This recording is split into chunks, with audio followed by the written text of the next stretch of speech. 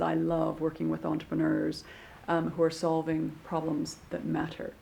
So the first thing for me is solve a problem that matters. Now, what are problems that matter? Sometimes they're not for profit, sometimes they're for profit. And what does matter mean? If there's a market that's deeply inefficient and it's damaging, I've said I'm interested in ed tech and med tech at the moment and the application of data to it.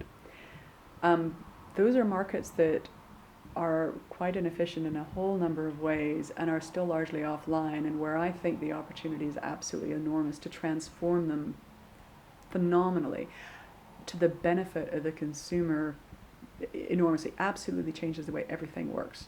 And so if you have something that's in the education space or the med tech space that utilizes data and that can prove that the end consumer, well, actually, no, not just B2C, B2B as well, is way better off.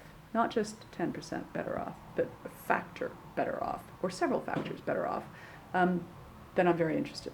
I like big problems. There's little problems we can solve, there's big problems we can solve, but I think solving big problems is a good thing to aspire to. I prefer teams.